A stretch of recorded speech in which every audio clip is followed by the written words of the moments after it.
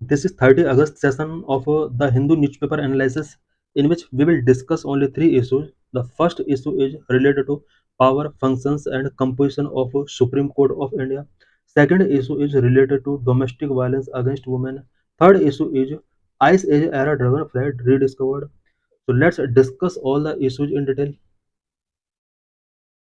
In this session, we will discuss about power, functions and composition of Supreme Court of India.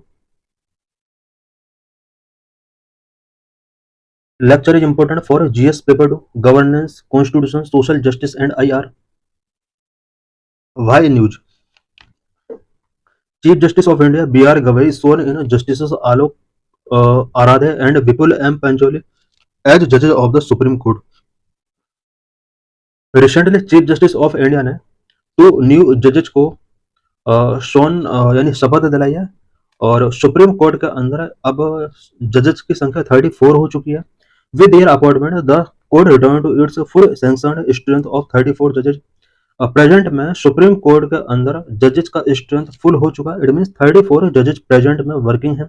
The supreme court of India is the highest judicial court and the final court of appeal under the constitution of India, the highest constitutional court with the power of judicial review. Supreme court India India की highest judicial court and final court of appeal. Appeal इसके अंदर final की जा सकती है. Constitution of India के अंदर appeal के लिए फाइनल कोर्ट है Supreme court of India. And judicial review के पावर के रिस्पेक्ट में ये हाईएस्ट कॉन्स्टिट्यूशनल कोर्ट है. India is a federal state and has a single and unified judicial system with 3-tier structure. India एक federal state है and India के अंदर single and unified judicial system है. Judiciary के अंदर 3-tier स्ट्रक्चर है.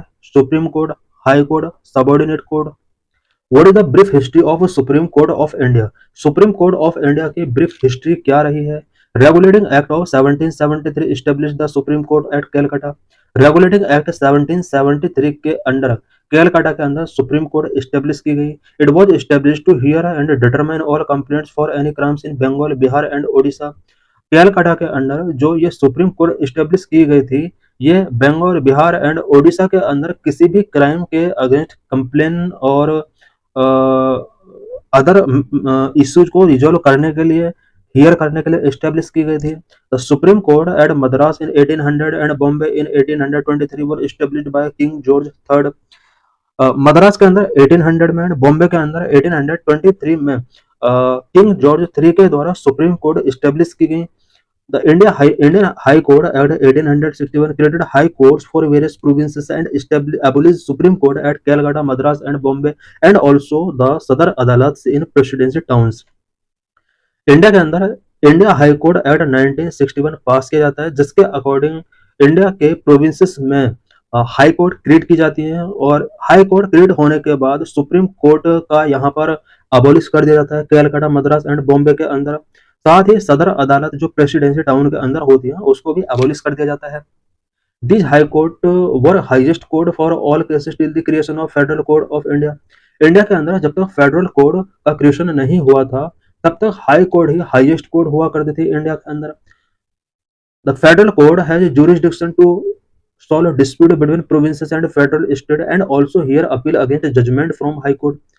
Federal court उसके बाद 1935 एक्ट के अकॉर्डिंग एस्टेब्लिश की जाती है. ये जो फेडरल कोर्ट होती है ये प्रोविंस एंड फेडरल स्टेट के बीच डिस्प्यूट्स को रिजोल्व करने के लिए वर्क करती थी एंड हाई कोर्ट के जजमेंट के अगेंस्ट अपील करने के लिए federal court important role play किया करती थी. After India's independence in 1947, the Constitution of India came into being on 26 January 1950. The Supreme Court of India also came into existence and its first sitting was held on 28 January 1950. 1947 में India independence के बाद 26 जनवरी 1950 को Indian constitution commence होता है and इसके after supreme court of India establish किया जाता है और 28 जनवरी 1950 को इसका फर्स्ट सीडिंग होता है. The law declared by the supreme court is binding on all courts with in the territory of India. Supreme court of India के द्वारा जो भी लॉ डिक्लेयर किया जाता है वो ऑल कोर्ट के लिए बाइंडिंग होता है with in the territory of India. It has the power of a judicial review to strike down the legislative and executive action contrary to the provision of the Constitution. The distribution of power between union and state inimical to the fundamental rights guaranteed by the Constitution. Supreme court की various power है, judicial review का power है, legislative और executive action है जो Indian constitution के provision के contrary हैं उनको स्ट्राइक डाउन करने की पावर इसके पास है। यूनियन एंड स्टेट के बीच पावर डिस्ट्रीब्यूशन से रिलेटेड इसके पास पावर है। फंडामेंटल राइट जो कि हमारे कॉन्स्टिट्यूशन में गारंटेड है उनको अगर लैच किया जाता है तो सुप्रीम कोर्ट एक्शन टेकिंग कर सकता है। What are the constitutional provisions for supreme court? Supreme court के लिए कॉन्स्टिट्यूशनल प्रोविजंस क्या क्या है? Provision of supreme court under part 5 and chapter 6। Supreme court के लिए प्रोविजन कॉन्स्टिट्यूशन का पार्ट 5 में किया गया। Article 124 to 147 in part 5 organisation, independence, jurisdiction, power and procedure of the supreme court. Constitution के आर्टिकल 124 से 147 तक प्रोविजन किए गए हैं। इट मीन सुप्रीम कोर्ट के organisation, independence, jurisdiction, power and procedure से रिलेटेड यहाँ पर वेरियस प्रोविजंस किए गए हैं। Article 124(1) state that there shall be a Supreme Court of India constituting of a CJI and not more than 7 other judges until Parliament by law prescribe a larger number। Constitution का article 124(1) के अंदर ये provision किया गया है कि India के अंदर एक सुप्रीम कोर्ट होगा जिसके अंदर एक CJI एंड 7 जजेज होंगे और 7 जजेज के इस प्रोविजन को पार्लियामेंट इंक्रीज कर सकती है। The jurisdiction of the supreme court, supreme court के जुरिसडिक्शन क्या क्या है? Original jurisdiction, appellate jurisdiction, advisory jurisdiction. However there are other multiple powers of the supreme court. Supreme court के वेरियस जुरिसडिक्शन है, original jurisdiction है, appellate jurisdiction है, advisory jurisdiction है and कुछ अदर पावर भी सुप्रीम कोर्ट के पास है। What is the organisational structure of the supreme court? Supreme Court का ऑर्गेनाइजेशनल स्ट्रक्चर क्या है? At present, the Supreme Court consists of 34 judges, 1 Chief Justice and 33 other judges। Present में supreme court के अंदर 34 जजेज हैं जिसमें 1 CJI एंड 33 अदर जजेज हैं। Supreme Court bill of 2019 has added 4 जजेस टू स्ट्रेंथ। इससे पहले 30 जज हुआ करते थे but supreme Court bill of 2019 के बाद यहाँ पर 4 जजेज और ऐड कर दिए गए। अब प्रेजेंट में इसका स्ट्रेंथ 34 है। Originally, the strength of the Supreme Court was fixed at 1 Chief Justice and 7 other judges। Originally, Supreme Court के अंदर जजेज की स्ट्रेंथ 8 हुआ करती थी, 1 + 7। The Parliament is authorized to regulate number of judges। जजेज के नंबर को रेगुलेट करने के लिए पार्लियामेंट को ऑथराइज किया गया। इट मीन्स पार्लियामेंट चाहे तो जजेज के नंबर को इंक्रीज कर सकती है एंड डिक्रीज कर सकती है। Seat of supreme Court, the constitution declare Delhi as the seat of the supreme court. Supreme Court Delhi के अंदर होगी ऐसा कॉन्स्टिट्यूशन के अंदर डिक्लेयर किया गया है। CJI can appoint other place और places as seat of supreme court. He can take decision in this regard only with the approval of the president. CJI चाहे तो सुप्रीम कोर्ट को अदर प्लेसेस पर भी establish कर सकता है और इसके लिए प्रेसिडेंट का अप्रूवल उसको टेकिंग करना होगा। This provision is only optional and not compulsory. ये जो प्रोविजन है ये ऑप्शनल है, कंपलसरी नहीं है। This means that no court can give any direction either to the president और to chief justice to appoint any other place as the seat of the supreme court. It means यहाँ पर कोई भी court president या chief justice को ये direction given नहीं कर सकती कि सुप्रीम कोर्ट को अदर प्लेस पर सीट किया जाए। अपॉइंटमेंट ऑफ जजेस, जजेस का अपॉइंटमेंट कैसे किया जाता है? जजेस of the supreme court are appointed by the president. President के द्वारा जजेस का अपॉइंटमेंट किया जाता है। The CJI is appointed by the president after consultation with such जजेस of the supreme court and high court as he deemed necessary. Chief justice of India को president appoint करता है और इसके लिए president supreme court and high court के जजेस के साथ कंसल्ट करता है। Other judges are appointed by the president after consultation with the CJI and such other judges of the Supreme Court and High Court as he deemed necessary। Other judges, it means CJI को छोड़कर other judges को president ही appoint करता है but इसके लिए CJI and other judges of Supreme Court and High Court के साथ उसको कंसल्ट करना होता है। The consultation with the Chief Justice is obligatory in the cases of appointing of a judge other than Chief Justice। Chief Justice के other chief justice से other जजेस को अपॉइंट करने के लिए president chief justice of India के साथ consult करेगा, ये ऑब्लिगेटरी है। Appointment of chief justice from 1950 to 1973। 1950 से 1973 तक चीफ जस्टिस का अपॉइंटमेंट किस प्रोसेस के अकॉर्डिंग किया जाता था? सीनियर मोस्ट जजेस of the supreme Court appointed as the CJI. 1950 से 1973 तक सुप्रीम कोर्ट के अंदर जो भी चीफ सीनियर मोस्ट जज हुआ करता था उसको चीफ जस्टिस ऑफ इंडिया के तौर पर अपॉइंट किया जाता था। This system was violated in 1973 when A.N. Ray was appointed as the CJI by superseding three senior most judges। ये जो प्रोविजन था या ये जो सिस्टम चल रहा था सीनियर मोस्ट जजेस को एज अ सीजीआई अपॉइंट करने का 1973 में इसको ब्रेक कर दिया जाता है। A.N. रॉय को यहाँ पर थ्री सीनियर मोस्ट जजेस को सुपरसीड करके सीजीआई बना दिया जाता है। Again in 1977, M.U. Bag was appointed as the CJI by superseding the then senior most judges। इसके बाद 1977 में सीनियर मोस्ट जजेस को सुपरसीड करके M.U. बैग को फिर से CJI अपॉइंट कर दिया जाता है। This description of the government was cartel by the supreme court in the second जजेस केस। सेकंड जजेस केस में गवर्नमेंट के इस डिस्क्रिप्शन को कर्टेल कर दिया जाता है। इट मीन्स यहाँ पर गवर्नमेंट नहीं 1973 एंड 1977 में दो जजेस को यहाँ पर सीजेआई बनाया था और सीनियरिटी को यहाँ पर इग्नोर किया गया था। In the second judge's case, Supreme Court ruled that the senior most judge of the Supreme Court should alone be appointed to the office of CJI। Second जजेस केस 1993 में सुप्रीम कोर्ट ने ये rule given किया कि supreme Court का senior most जज ही CJI के तौर पर अपॉइंट किया जा सकता है। What are the qualifications required for the appointment of judges for the Supreme Court? Supreme court के जजेस के अपॉइंटमेंट के लिए क्वालिफिकेशन क्या क्या होनी चाहिए? He should be a citizen of India. He should have been a judge of High Court for 5 years. He should have been an advocate of a High Court for 10 years. He should be a distinguished jurist in the opinion of the President. The Constitution has not prescribed a minimum age for appointment as a judge of the Supreme Court. Supreme court के जज के लिए minimum age constitution के अंदर prescribe नहीं की गई है। What are the oaths and affirmations? A person appointed as a judge of the Supreme Court before entering upon his office has to make and subscribe to an oath or affirmation before the president or some other persons appointed by for this purpose।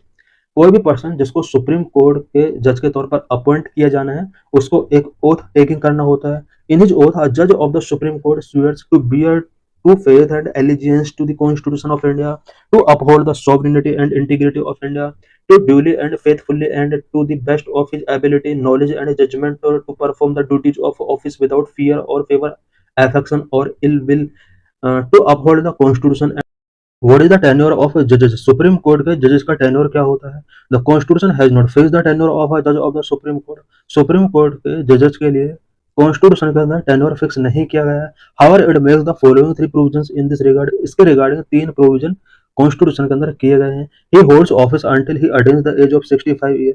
65 year की age तक वो office attend कर सकता है। He can resign his office by writing to the president. President को resigning letter write कर सकता है। He can be removed from his office bye the president on the recommendation of the president. Parliament parliament के recommendation पर president चाहे तो उसको office से रिमूव कर सकता है। इट मीन्स स्पेशली यहाँ पर इम्पीचमेंट प्रोसेस के अकॉर्डिंग प्रेसिडेंट चाहे तो सुप्रीम कोर्ट के जज को रिमूव कर सकता है। What are salaries and allowances determined? Salaries and allowances किस तरह से डिटरमाइन किए जाते हैं? The salaries allowances privileges leave and pension of a जज of the supreme court are determined from time to time by parliament.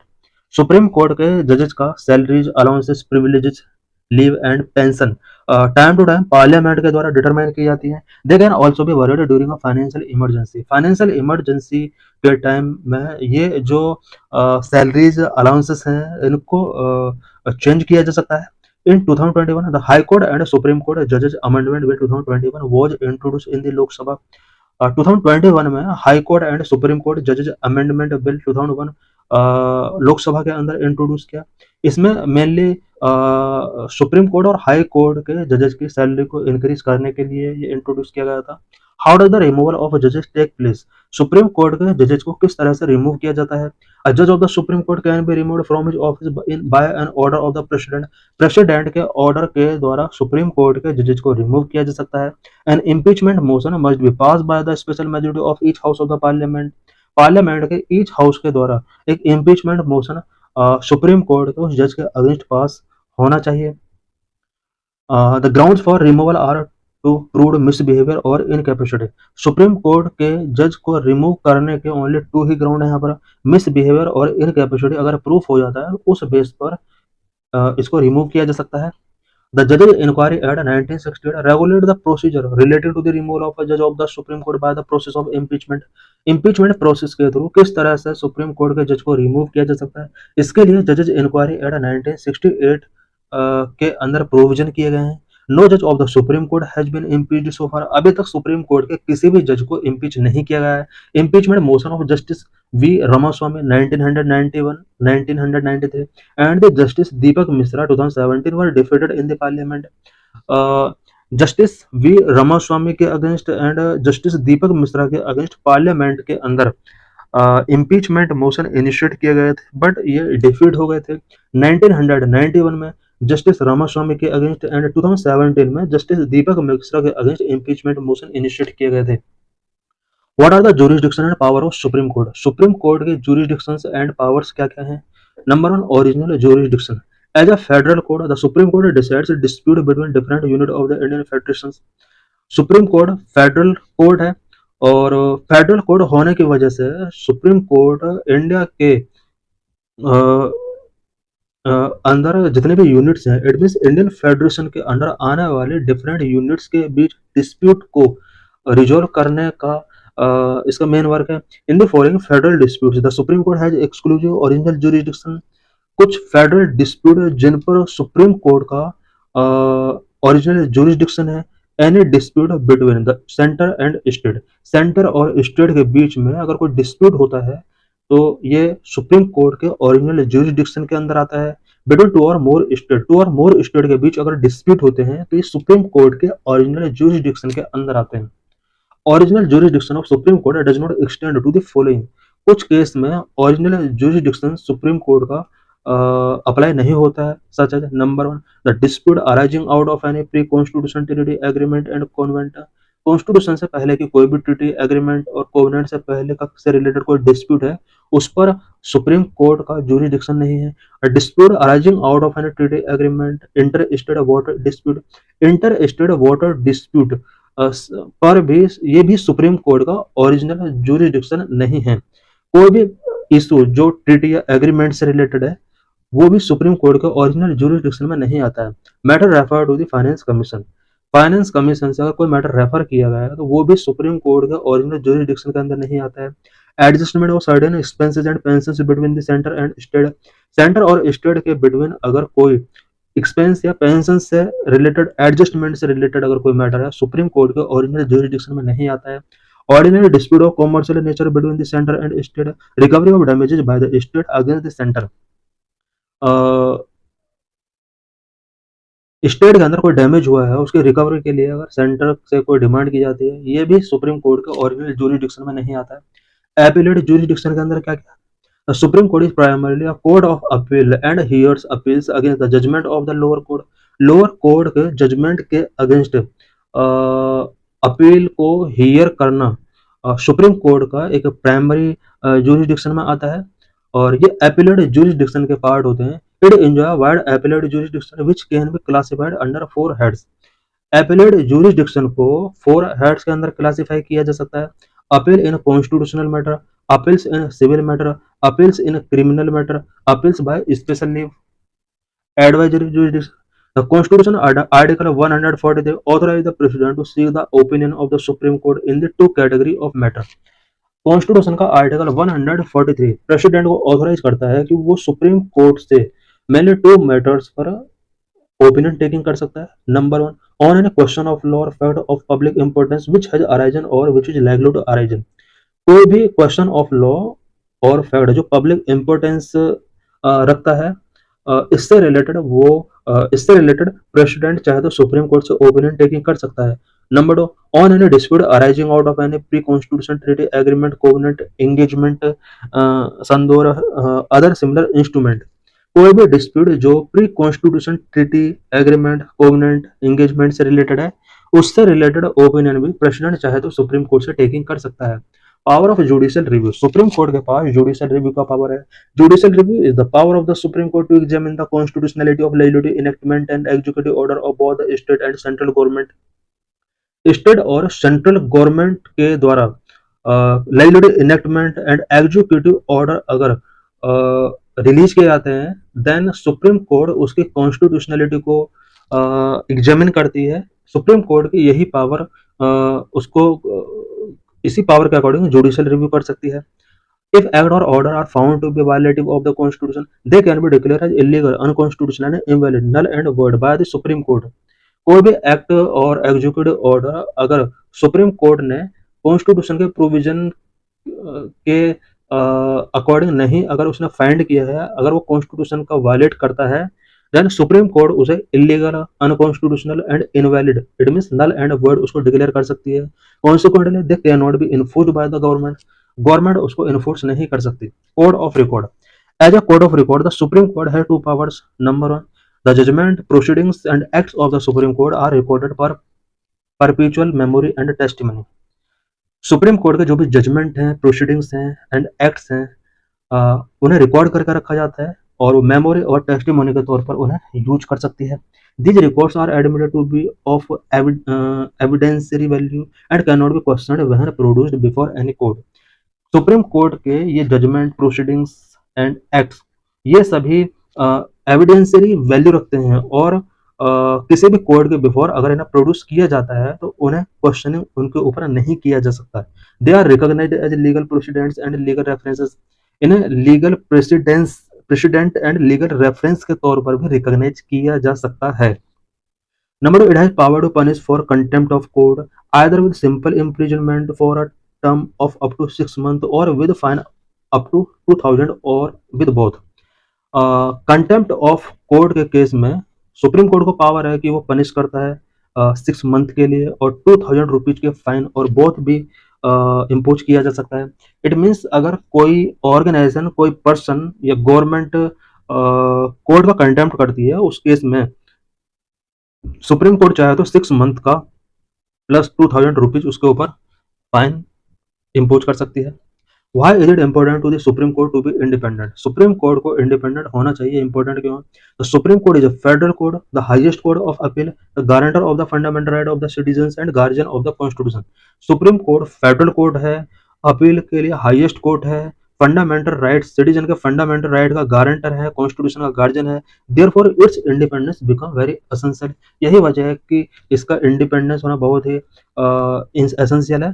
कई सारे reason है। Number 1, for the effective discharge of the duties assign to it, जो भी duties इसको assign की गई हैं उन्हें इफेक्टिव डिस्चार्ज करने के लिए इसका इंडिपेंडेंस होना बहुत ही इंपॉर्टेंट है।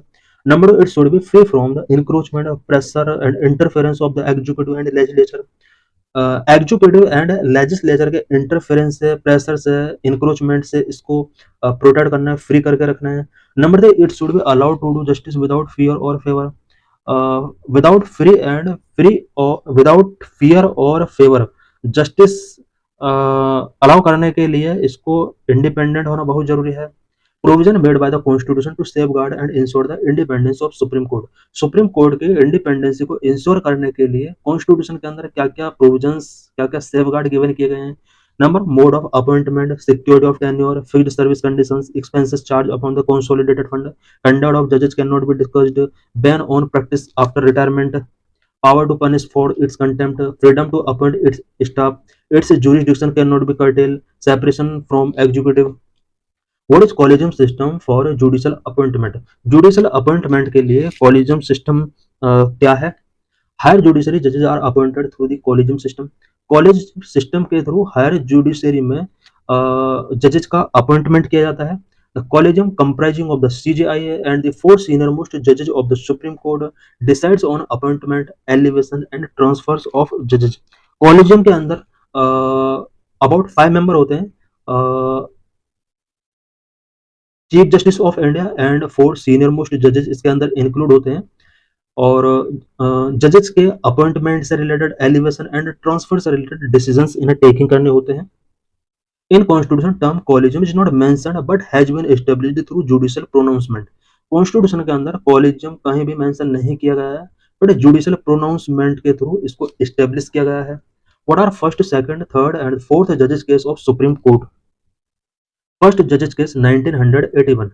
The ruling gave the executive primacy over the judiciary in judicial appointment and transfer for the next 12 years. 1981 में फर्स्ट जजेस केस आता है। इस जजमेंट के अंदर जुडिशियल अपॉइंटमेंट पर एग्जीक्यूटिव प्राइमेसी गिवन की जाती है एंड नेक्स्ट 12 इयर्स के लिए प्रोविजन किया जाता है। इट मीन्स यहाँ पर एग्जीक्यूटिव की प्राइमेसी जुडिशियरी का कंपेयर में ज्यादा होती है जुडिशियल अपॉइंटमेंट के लिए। It declare that the primacy of the CJI recommendation on judicial appointment and transfer can be refute for cogent reasons. इस जजमेंट के अंदर डिक्लेयर किया गया कि सीजेआई की जो प्राइमेसी थी जुडिशियल अपॉइंटमेंट से रिलेटेड एंड ट्रांसफर से रिलेटेड उसको रिफ्यूज किया जा सकता है। सुप्रीम कोर्ट का ये खुद का जजमेंट था। यहाँ पर कहा गया कि चीफ जस्टिस ऑफ इंडिया जो जजेस के अपॉइंटमेंट से रिलेटेड ट्रांसफर से रिलेटेड जो रिकमेंडेशंस गिवन करता है प्रेसिडेंट को, उसको रिफ्यूज किया जा सकता है एग्जीक्यूटिव के द्वारा। इट मीन्स यहाँ पर एग्जीक्यूटिव को प्राइमेसी गिवन की गई थी जुडिशियल अपॉइंटमेंट पर। Second judges case 1993. Supreme Court introduced the collegium system, holding that consultation really means concurrence. Supreme court ने यहाँ पर कॉलेजियम सिस्टम इंट्रोड्यूस किया था और यहाँ पर सुप्रीम कोर्ट ने कहा कि सीजेआई का जो कंसल्टेशन होगा प्रेसिडेंट के लिए वो कॉन्करेंस ही होगा। Court institutionalise the collegium system. Second जजेस केस में कोर्ट ने कॉलेजियम सिस्टम को इंस्टीट्यूशनलाइज किया। The ruling establish that in the event of disagreement between the president and the CJI the latter's opinion would prevail. इस ruling के अंदर ये establish किया गया था कि प्रेसिडेंट एंड सीजेआई के बिटवीन अगर डिसएग्रीमेंट होते हैं देन सीजेआई का ओपिनियन प्रिवेल होगा। It added that it was not the CJI's individual opinion, but an institutional opinion formed in consultation with the two senior-most judges in the Supreme Court. Supreme court ने इस judgement में कहा कि CJI ने जो भी recommendations given किए हैं प्रेसिडेंट के लिए वो सीजेआई के इंडिविजुअल ओपिनियन नहीं है बल्कि वो इंस्टीट्यूशनल ओपिनियन है जो कि टू सीनियर मोस्ट जजेस इन द सुप्रीम कोर्ट के कंसल्टेशन के बाद फॉर्म्ड किए गए हैं। थर्ड जजेस केस 1998। 93 के बाद इट मींस 5 इयर्स के बाद एक और जजमेंट आता है 1998 में। थर्ड जजेस केस के नाम से जाना जाता है। Supreme Court on the president's reference article 143 expanded the collegium to a 5-member body comprising the CJI and 4 of his senior most colleagues. Supreme court ने प्रेसिडेंट के रेफरेंस के अंडर आर्टिकल प्रेसिडेंट रेफरेंस का जो provision किया गया है वो article 143 के अंडर प्रेसिडेंट को पावर दी गई है कि वो कुछ इंपॉर्टेंट मैटर पर चाहे तो सुप्रीम कोर्ट से ओपिनियन टेकिंग कर सकता है और यहाँ पर प्रेसिडेंट रेफरेंस के अकॉर्डिंग ही सुप्रीम कोर्ट के कॉलेजियम को एक्सपेंड किया जाता है। इसको अब 5-member बॉडी बना दिया जाता है जिसके अंदर सीजेआई एंड 4 सीनियर मोस्ट जजेस इसके अंदर इंक्लूड होते हैं। It mandated that transfer recommendations to be made by the CJI in consultation with the 4 senior most judges. Third जजेस केस के अंदर ये मैंडेट कर दिया गया है कि जजेस का ट्रांसफर जो किया जाएगा वो सीजेआई के द्वारा 4 सीनियर मोस्ट जजेस के कंसल्टेशन के बाद ही किया जाएगा।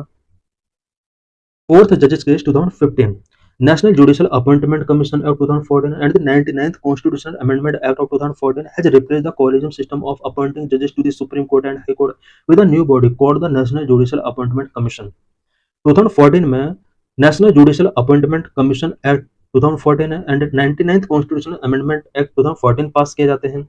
इन एक्ट्स के थ्रू कॉलेजियम सिस्टम को रिप्लेस किया जाता है। कॉलेजियम सिस्टम जो कि supreme court and high court के जजेस को अपॉइंटमेंट करने का एक सिस्टम था अब इसको एक new body national judicial appointment commission के साथ रिप्लेस कर दिया जाता है। But in 2015 the supreme court declared both the 99th constitutional amendment as well as the NJAC Act as void and unconstitutional in this fourth judges case। 2015 में fourth जजेस case में supreme court ने 99th constitutional amendment and NJAC act को void and unconstitutional declare कर दिया। Consequently, the earlier collegium system became operative again। Supreme court के इस judgment के बाद फिर से कॉलेजियम सिस्टम को ऑपरेटिव कर दिया जाता है। What is the national judicial appointment commission act? National judicial appointment commission act क्या था? To address concern over the collegium systems opacity, government in 2014 proposed reforms to judicial appointment through एनजेईसी।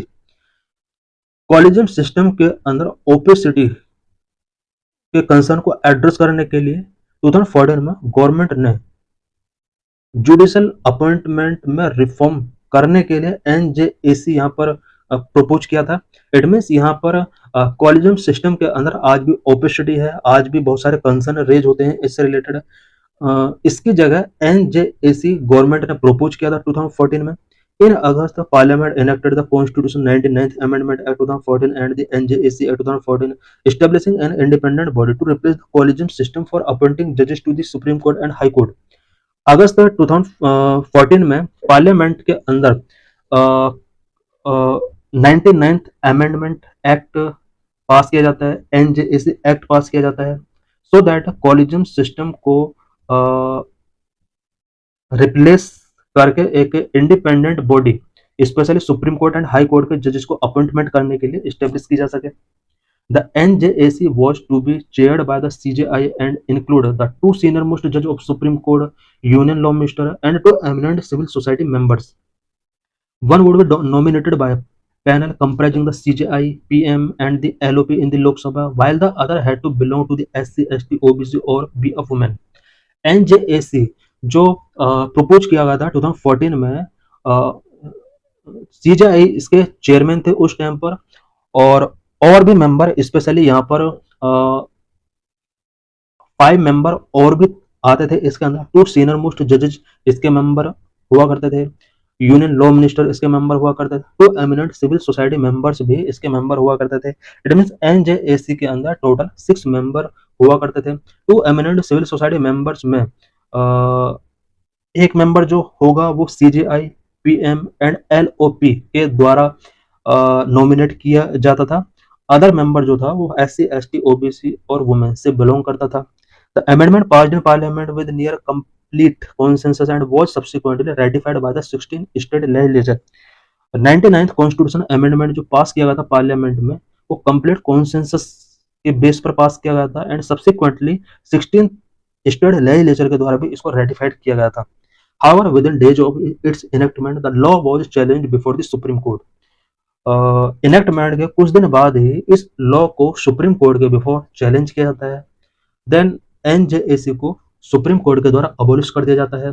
The primary contention was the veto power granted to any 2 dissenting NJAC members, potentially allowing the law minister and 2 eminent member to override the judiciary's majority within the commission. Primary contention जो NJAC के under था वो ये था कि any 2 dissenting member को veto power इसमें given किया गया था।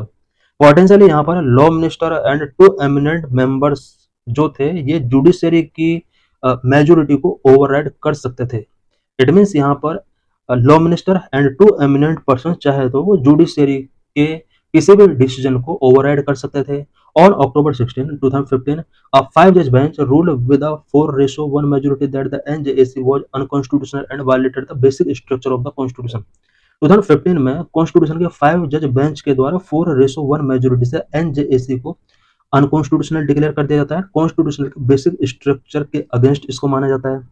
The bench understood that the veto power with the law minister और विद नॉन जजेस members as against a Supreme Court judge who is a member of the collegium may involve interference with the independence of the judiciary. Bench ने under score किया कि law minister और non जज members को जो veto power इसके under given की गई थी वो सुप्रीम कोर्ट के जज के अगेंस्ट कहीं ना कहीं एक इंटरफेरेंस क्रिएट कर सकता था जो कि जुडिशरी के इंडिपेंडेंस में इंटरफेरेंस माना जाएगा। What is the current status of pendency of cases in the Indian judicial system? Indian judicial system में करंट में cases का pendency का status क्या है? What do you mean of pendency of cases? The pendency of cases in the judiciary in India refer to the high number of unresolved cases pending before the court.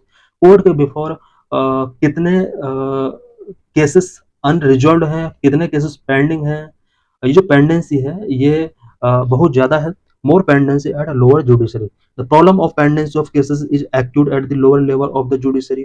Judiciary जो lower level है वहां पर pendency बहुत ज्यादा है, where the majority of cases are filed and where the shortage of जजेस is most severe. यहाँ पर केसेस सबसे ज्यादा फाइल किए जाते हैं लोअर लेवल पर, और दूसरी तरफ प्रॉब्लम यह है कि यहाँ पर जजेस का शॉर्टेज भी बहुत ज्यादा है। In many state the number of pendency cases significantly higher than the national average. बहुत सारे स्टेट ऐसे हैं जहां पर केसेस का पेंडेंसी नेशनल एवरेज से भी हायर है। For example Bihar, there are over 5 million pending cases while in UP over 6 million pending cases. सबसे ज्यादा पेंडिंग केसेस यूपी के अंदर है 6 million, it means about 60 lakh के आसपास। एंड सेकंड नंबर पर बिहार 5 मिलियन के आसपास केसेस पेंडिंग है, अबाउट 50 लाख के आसपास।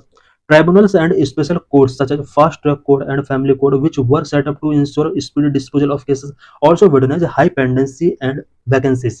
इंडिया के अंदर स्पीडी डिस्पोजल ऑफ केसेस के लिए tribunals and special courts establish किए गए थे, बट इनके अंदर भी केसेस का पेंडेंसी बहुत हाई है, वैकेंसीज इनके अंदर अभी फिल नहीं हो पाई हैं।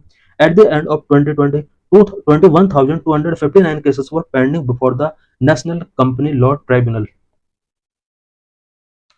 Pendency of cases Supreme court के अंदर अबाउट 71,411 केसेस का पेंडेंसी है, हाई कोर्ट के अंदर अबाउट 6 मिलियन केसेस का पेंडेंसी है, लोअर कोर्ट के अंदर अबाउट 41 मिलियन केसेस का पेंडेंसी है। This data is according to 2022। What urgent actions are needed to Indian judiciary.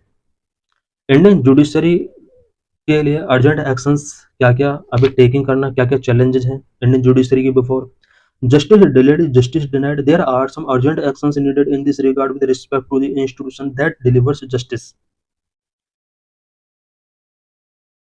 Justice delayed is justice denied. इसके regarding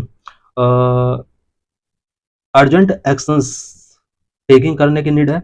Number 1, need to finalize the memorandum of procedure for speedy appointment of judges by the collegium which is pending. Memorandum of procedure for speedy appointment of जजेस को collegium के द्वारा finalise किया जाना अभी बाकी है। इट मींस अभी जो कॉलेजियम के थ्रू जो वर्क किया जा रहा है जजेस के अपॉइंटमेंट का, ये अभी फाइनलाइज नहीं है, इसको टेम्परेरी तौर पर यूज किया जा रहा है। Number 2, transparency and accountability. To bring transparency and accountability to the process of appointment is necessary to establish public trust over judiciary. Judiciary पर पब्लिक ट्रस्ट को एस्टैब्लिश करने के लिए अपॉइंटमेंट का जो प्रोसेस है उसको ट्रांसपेरेंट करने की जरूरत है, अकाउंटेबिलिटी उसके अंदर शो होनी चाहिए। Number 3, need to increase representation of OBC, SC, ST and religious minorities in judiciary. Judiciary के अंदर OBC, SC, ST and religious minorities के रिप्रेजेंटेशन को इंक्रीज करने की जरूरत है। Currently representation of OBC, SC, ST and religious minorities is less than 25% in the higher judiciary and women constitutes less than 15%. Current में higher judiciary में OBC, SC and ST and religious minorities का जो representation है वो 25% से भी less है। Higher judiciary में वुमेन का जो रिप्रेजेंटेशन है वो 15% से भी लेस है। The appointment to higher judiciary should reflect the social diversity of our country. Higher judiciary में कंट्री की सोशल डाइवर्सिटी शो होनी चाहिए। इट मीन्स सोशल डाइवर्सिटी के पीपल का अपॉइंटमेंट हायर जुडिशरी में ज्यादा से ज्यादा होना चाहिए। Number 4, need to increase high court strength. High court operate at only 60 to 70% strength, thereby contributing to the huge pendency of over 60 lakh cases at present. High court के strength को हमें increase करने की जरूरत है। Currently 60 to 70% strength he operative है High court के अंदर, और 60 लाख केसेस की पेंडेंसी को रिजॉल्व करने के लिए हमें ज्यादा से ज्यादा यहाँ पर हाई कोर्ट के अंदर स्ट्रेंथ को बढ़ाना होगा। The vacancies in lower court where about 5 crore cases are pending should also be filled. Lower court के अंदर केसेस की जो पेंडेंसी है उसको एड्रेस करने के लिए हमें वैकेंसीज को फिल करना होगा। Number 5, cases dealing with the constitutional validity of amendment laws and individual liberty should be heard on a priority basis by the higher judiciary. Constitutional validity of amendment and law से related cases को deal करने के लिए higher judiciary का use किया जाना चाहिए। Individual liberty से रिलेटेड कोई मैटर है हायर जुडिशरी के द्वारा यूज किया जाना चाहिए। बाकी जो केसेस हैं उन्हें लोअर जुडिशरी के बिफोर ट्रांसफर कर देना चाहिए। These measures would ensure fair and prompt justice. ये सभी measures fair and prompt justice को इंश्योर कर सकते हैं। Stop domestic violence against women. In this article, we will discuss about domestic violence and protection of women from Domestic Violence Act of 2005.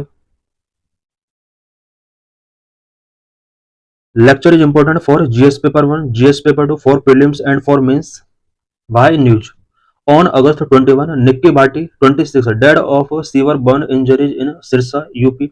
UP के Sirsa reason में 21 अगस्त को निक्की बाटी नाम की एक लेडी जो कि 26 ईयर ओल्ड थी, सीवन बर्न की वजह से उसकी डेथ हो जाती है। Nikki had faced domestic abuse and डोरी डिमांड्स। निक्की ने डोमेस्टिक एब्यूज फेस किया एंड डोरी डिमांड की वजह से उसको बहुत ज्यादा वायलेंस फेस करने पड़े। Protection of women from domestic violence act of 2005 applies to all women regardless of their religious और सोशल बैकग्राउंड। वुमेन को domestic abuse and dowry demand से बचाने के लिए वुमेन डोमेस्टिक वायलेंस एक्ट 2005 एक एक्ट 2005 में पास किया गया था इंडिया के अंदर। What is domestic violence? Domestic violence क्या होता है? Domestic violence is the mistreatment of one family member और intimate partner by another.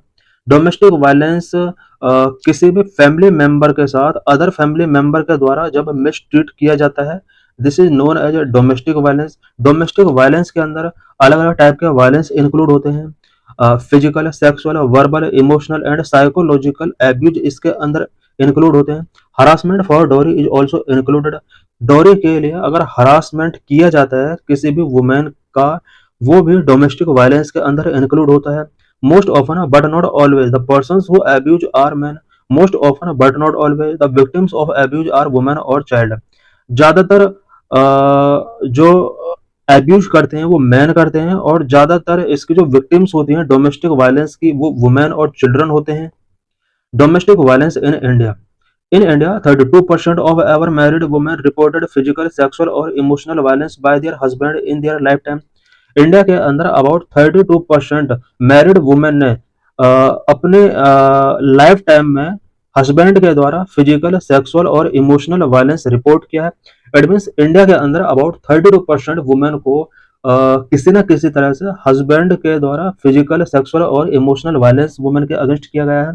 According to the National Family Health Survey 5, 2019 to 2021, 29.3% of married Indian women between the ages of 18 and 49 have experienced domestic and sexual violence. NFHS National Family Health Survey 5 के according India के अंदर 29.3% married Indian women ने domestic या sexual violence face किया है।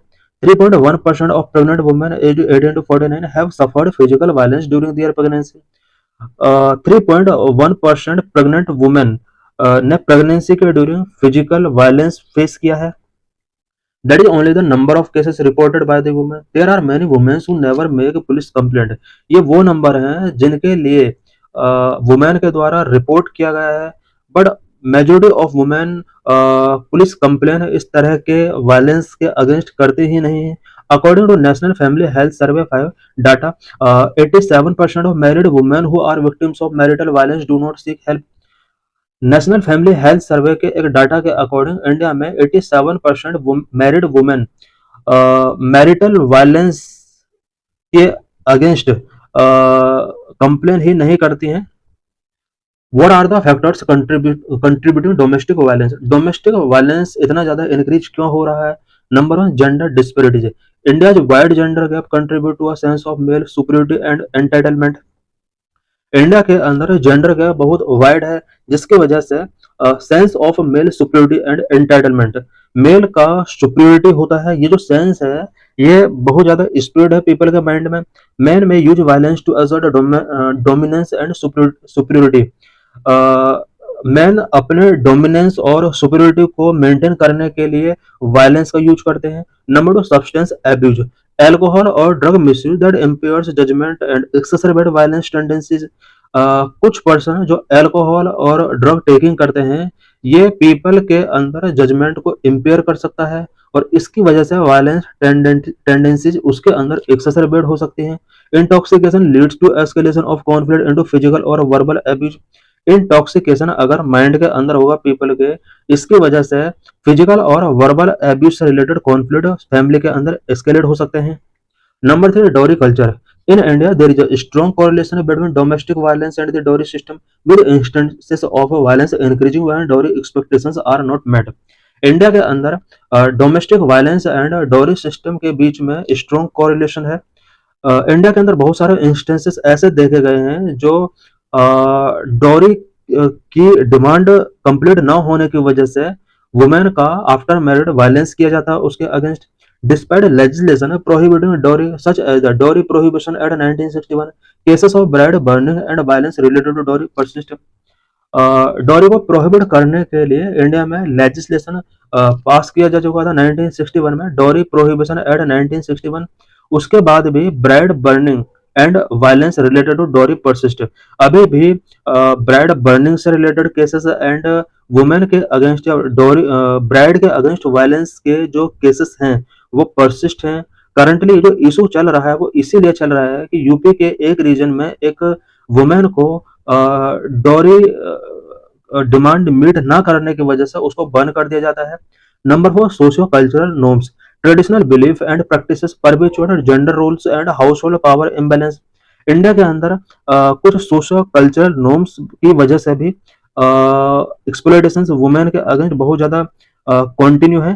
Traditional belief लोगों के अंदर ट्रेडिशनल प्रैक्टिसेस की वजह से जेंडर रोल आज भी माइंड में परपेचुएट है और इसकी वजह से हाउस होल्ड पावर में इम्बैलेंस है। वुमेन को आज भी मैन के कंपेयर में ज्यादा वर्क करना पड़ता है। Patriarchal system that prioritises male authority and control over women. India के अंदर पैट्रियार्कल सिस्टम है जो कि मेन अथॉरिटी को वुमेन के ऊपर कंट्रोल करने के लिए जस्टिफाई करता है। Number 5, socio economic stressors, poverty and under unemployment create additional stress with in house hold increasing the livelihood of violent behaviour. India के अंदर कुछ सोशो इकोनॉमिक स्ट्रेसर्स भी हैं जो वुमेन के अगेंस्ट वायलेंट को इंक्रीज कर रहा है, such as poverty and unemployment. ये हाउस होल्ड के लिए बहुत ज्यादा स्ट्रेसर का काम करते हैं और जिसकी वजह से वायलेंट बिहेवियर इंक्रीज हो रहे हैं। Number 6, mental health issues, mental health condition such as depression, anxiety और personality disorder that contribute to volatile behaviour.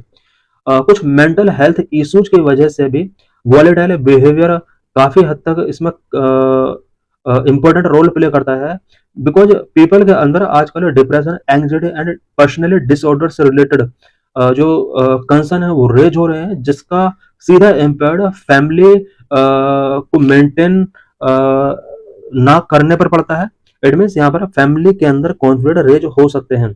Number 7, lack of education and awareness, lack of education and awareness about legal protection against domestic violence is a major cause. Women के अंदर domestic violence के against क्या क्या legal protections हैं, education and awareness women के अंदर इतना नहीं है कि वो अंडरस्टैंड कर सकें कि उन्हें क्या क्या राइट मिले हुए हैं। Many women lack awareness of their rights and accept their subordinate status increase violence. बहुत सारी वुमेन ऐसी हैं जो अपने राइट के प्रति अवेयर नहीं है और वो सबऑर्डिनेट स्टेटस को एक्सेप्ट कर लेती हैं, जिससे वायलेंस इंक्रीज होते हैं। Limited understanding of healthy relationship and their rights leading to acceptance of abusive behaviour. Women के अंदर हेल्दी रिलेशन को मेंटेन करने से रिलेटेड जो अंडरस्टैंडिंग है वो काफी लिमिटेड है और उनके क्या क्या राइट्स हैं उससे रिलेटेड अंडरस्टैंडिंग भी उनके पास उतनी नहीं है जितनी होनी चाहिए। इसकी वजह से उनके अगेंस्ट एब्यूजिव बिहेवियर काफी इंक्रीज हो रहे हैं। What legal frameworks address domestic violence in India. India के अंदर डोमेस्टिक वायलेंस को एड्रेस करने के लिए लीगल फ्रेमवर्क क्या क्या है। Number 1, protection of women from domestic violence act 2005। India के अंदर 2005 में डोमेस्टिक वायलेंस है वुमेन को प्रोटेक्ट करने के लिए एक एक्ट बनाया गया था, aims to protect women from domestic violence. ये एक्ट वुमेन को डोमेस्टिक वायलेंस से प्रोटेक्ट करता है, covers physical, emotional, sexual and economic abuse. किसी भी वुमेन के अगेंस्ट अगर physical, emotional, sexual and economic abuse होता है देन उसके लिए protection of women from domestic violence act 2005 act करता है। Number 2, Indian penal code 1860 section 498A। It deal with cruelty by a husband और his relative towards a woman. किसी भी women के अगेंस्ट अगर हस्बैंड के द्वारा या उसके रिलेटिव के द्वारा क्रुएल्टी की जाती है, देन उसके लिए आईपीसी 1860 के अंदर सेक्शन 498 के अंदर प्रोविजन किए गए हैं। Criminalise act of cruelty, harassment and torture. Family के अंदर अगर किसी भी वुमेन के against cruelty, harassment and torture उसको किया जाता है, तो इस टाइप के जो एक्ट्स हैं उन्हें क्रिमिनलाइज डिक्लेयर किया गया है। Number 3, Indian evidence act 1872। Indian evidence act 1872 के अंदर भी वुमेन के सेफ्टी के लिए कुछ प्रोविजंस किए गए हैं। Act not exclusively focused on domestic violence but provide rules for evidence in legal proceedings. Indian evidence act 1872 के अंदर डायरेक्टली वुमेन को डोमेस्टिक वायलेंस से प्रोटेक्ट नहीं किया गया, बट डोमेस्टिक वायलेंस के लिए जो लीगल प्रोसीडिंग्स है उसके लिए एविडेंस से related rule Indian evidence act 1872 के अंदर प्रोविजन किए गए हैं। Number 4, dowry prohibition act 1961। It addresses dowry related offence. Women को अगर डॉरी से रिलेटेड अगर परेशान किया जाता है या डॉरी रिलेटेड ऑफेंस जो भी उनके अगेंस्ट हो रहे हैं, इसको एड्रेस करने के लिए इंडिया के अंदर डॉरी प्रोहिबिशन एक्ट 1961 पास किया गया था। मेकिंग, गिविंग और coercive dowry a crime. India के अंदर डॉरी गिविंग करना और रिसीविंग करना एक क्राइम है। Number 5, criminal law act 2013 section 354A। India के अंदर 2013 में क्रिमिनल लॉ अमेंडमेंट एक्ट पास किया गया जिसके अंडर सेक्शन 354A के अंदर कुछ प्रोविजन किया गया। Amended the IPC to include new offences related to sexual harassment. Sexual harassment से रिलेटेड न्यू प्रोविजंस आईपीसी के अंदर इंक्लूड किया गया। Relevant in cases of domestic violence, domestic violence के केसेस को भी डील करता है। Number 6, juvenile justice act 2015 protect children's right and welfare when children are victims of domestic violence.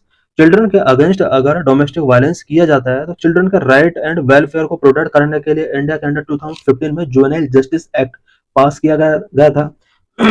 Number 7, national commission for women act 1990। India के अंदर national commission women के लिए 1990 में स्टेब्लिश किया गया था। This act establish the national commission for women to safeguard women's right. Women के right को सेफगार्ड करने के लिए इंडिया में national commission for women act 1990 pass किया गया था जिसके under national commission for women establish किया गया। National commission for women play a role in addressing domestic violence. Domestic violence को एड्रेस करने के लिए नेशनल कमीशन फॉर वुमेन एक इंपॉर्टेंट रोल प्ले करता है। Number 8, the prohibition of child marriage act 2006। India के अंदर चाइल्ड मैरिज को प्रोहिबिट करने के लिए 2006 में एक एक्ट पास किया जाता है, prohibition of child marriage act 2006। It aims to prevent child marriage. Child marriage को इसके अंडर प्रिवेंट किया गया है। Relevant when child brides face domestic violence.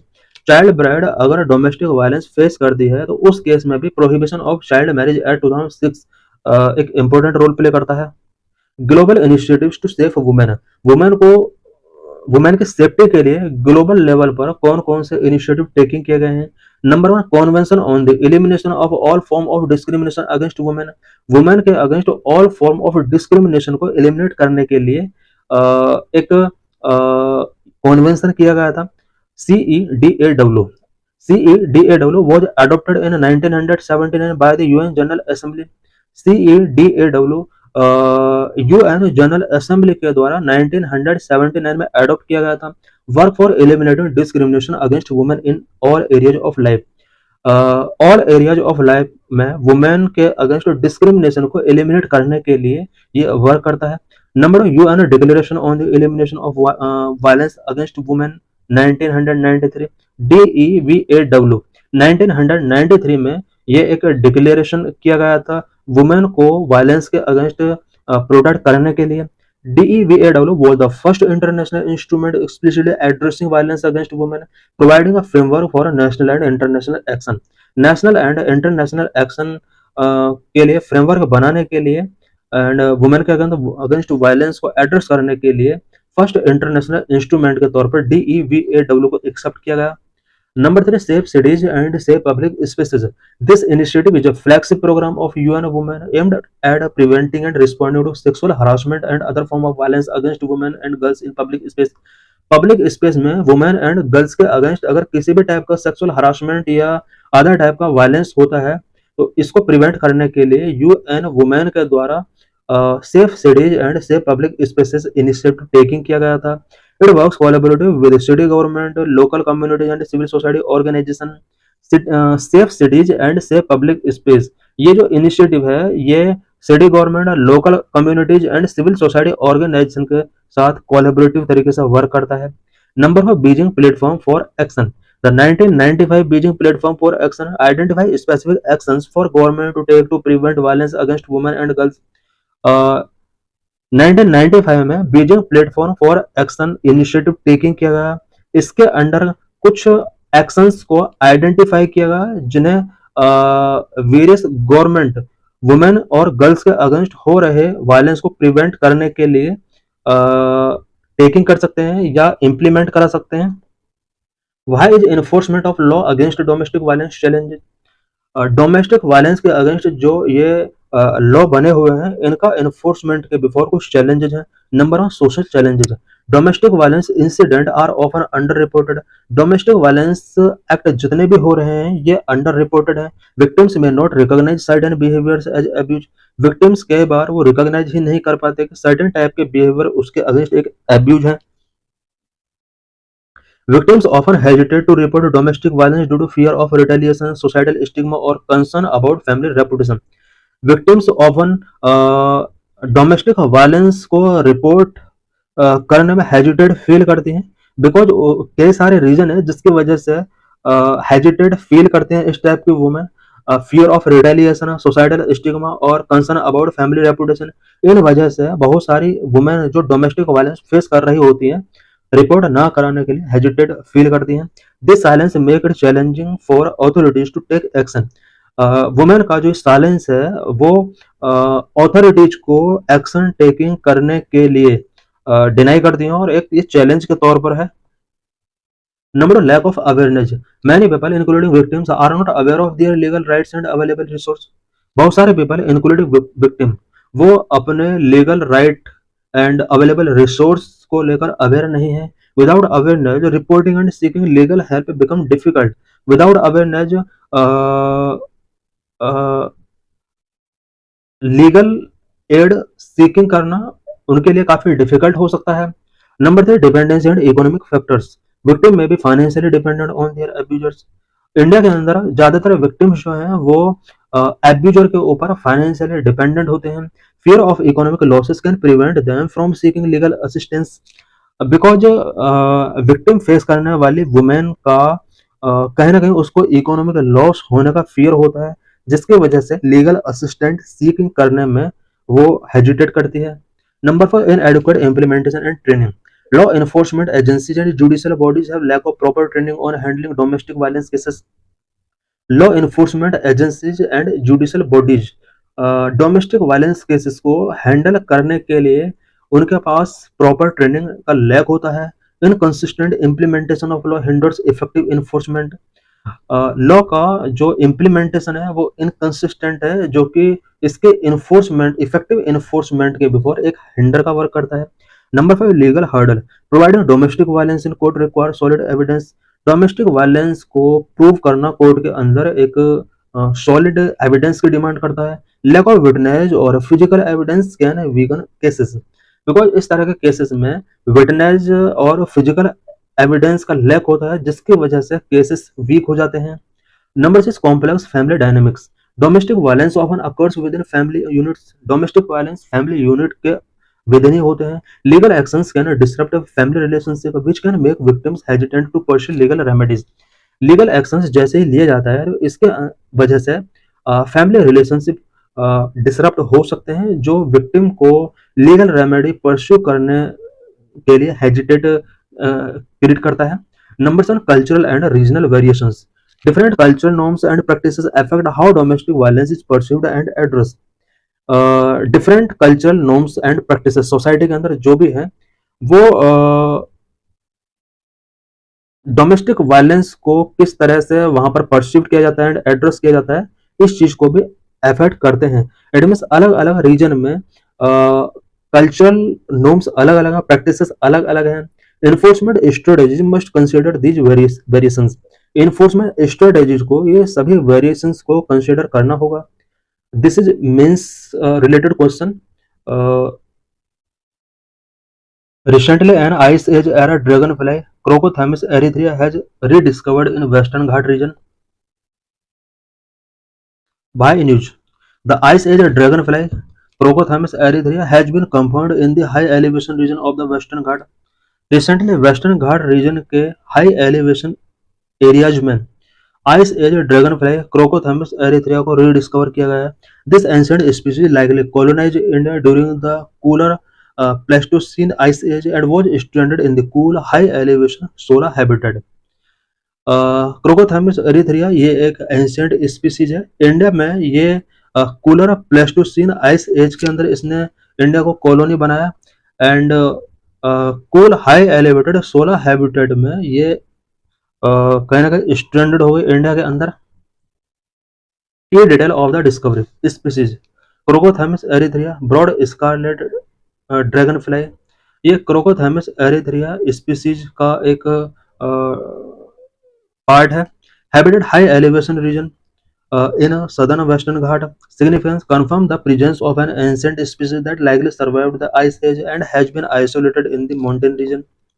Confirmation method: DNA molecular analysis was used to match Western Ghat species to the species found in the Himalaya, distinguishing them from the common Cervilia found in the lowland. Western Ghat species और Himalayan species के साथ यहाँ पर DNA match कराया गया. Ecological context: Ice Age colonization. See, Erythrea likely migrated to southern India during the Pleistocene Ice Age, when cooler temperature allowed temperate species to expand their range southward. ऐसा माना जाता है कि एरिथ्रिया लाइकली सदर्न इंडिया में Pleistocene ice as के during migrate की थी उस टाइम पर, जिस टाइम पर कूलर टेम्परेचर की इसको नीड हुई. Post ice age isolation: as the climate warmed, these population became isolated in cool mountain habitat such as the Sola and grassland around Parambiculam, Munnar, and leading to their unique survival. Key terms: ice age, any ecological period, geological period during which thick ice sheet covered vast areas of land. Ice age वो time period है जब vast area of land ice sheet, thick ice sheet से cover था. A number of major ice age have occurred throughout Earth history. Pleistocene Ice Age: The Pleistocene Ice Age was the most recent geological age. ये most recent geological age रहा है, lasting from about 2.6 million to 11,700 years ago. This ice age saw the emergence of modern humans. ये जो ice age है, it means Pleistocene Ice Age से ऐसा माना जाता है कि मॉडर्न ह्यूमन का इमरजेंस यहीं से हुआ. So thanks for watching this video.